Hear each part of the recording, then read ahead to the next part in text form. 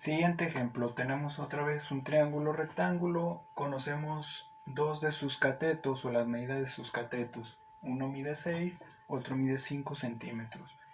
Y me marca uno de los ángulos, el ángulo alfa, uno de los ángulos interiores agudos del triángulo rectángulo.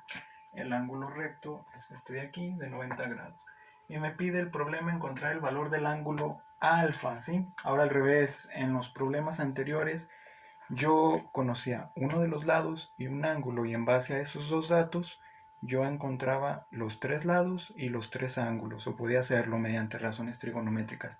Ahora cambia, yo ahora conozco dos de los lados y uno de los ángulos, ¿sí? Entonces, el tercer lado, yo lo podría sacar con razones trigonométricas o con Pitágoras, ¿no? Pero para poder usar razones trigonométricas, ocuparía encontrar uno de los ángulos. ¿De cuáles ángulos? Bueno, yo ya conozco uno de los ángulos, que es el recto. Me refiero a uno de los dos ángulos agudos del triángulo rectángulo, ¿va? Vamos a ver cómo encontrar ese ángulo que nos están pidiendo mediante las medidas de los dos catetos que yo conozco. Entonces, conozco los dos catetos y me piden encontrar el ángulo. ¿Qué razón trigonométrica relaciona a los dos catetos de un triángulo rectángulo? ¿Seno, coseno o tangente? La que relaciona a los dos catetos de un triángulo rectángulo es la tangente. La fórmula de la tangente es tangente del ángulo igual a cateto opuesto entre cateto adyacente. Entonces, como son los dos datos que yo conozco, es la razón trigonométrica que voy a usar, ¿sí? Entonces, tangente del ángulo. ¿Qué ángulo? El ángulo que me pide, ¿no? Que sería el ángulo alfa. Va a ser igual a cateto opuesto respecto a este ángulo alfa de aquí. El cateto que está aquí abajo, el que vale 5 centímetros, sería el cateto adyacente. ¿Por qué? Porque está junto a él. Y el que está enfrente sería el cateto opuesto, el que vale 6 centímetros. Entonces, cateto opuesto entre cateto adyacente.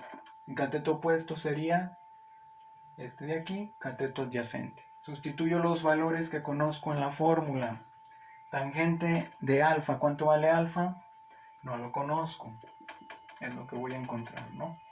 Cateto opuesto sería igual a 6 centímetros entre cateto adyacente, que sería 5 centímetros.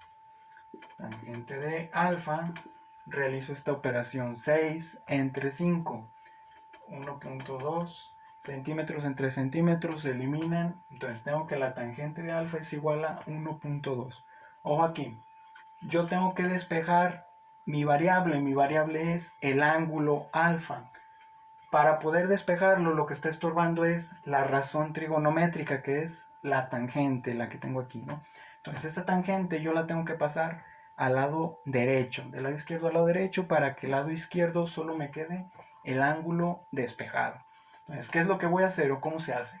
Voy a poner alfa, que es mi ángulo, igual a, cuando yo paso una razón trigonométrica de un lado al otro, pasa como su función inversa. ¿Qué es la función inversa? Voy a escribir la misma tangente, pero con un menos 1 arriba. Ese menos 1 arriba significa que es la función inversa de la tangente en este caso, ¿no? Entonces, esa función inversa, después cuando veamos funciones, vamos a ver que todas las funciones trigonométricas, al decir función en vez de razón trigonométrica, es que una razón trigonométrica la vamos a llevar a un plano cartesiano, ¿sí? Con dos ejes. Entonces, cuando la llevemos a un plano cartesiano, le vamos a llamar función trigonométrica. Y vamos a ver que todas las funciones trigonométricas tienen una función inversa, que si yo las aplico a una variable, ambas se anulan, ¿no? La tangente se anularía con la tangente inversa. Así igual el seno tiene seno inverso y coseno inverso, ¿sí?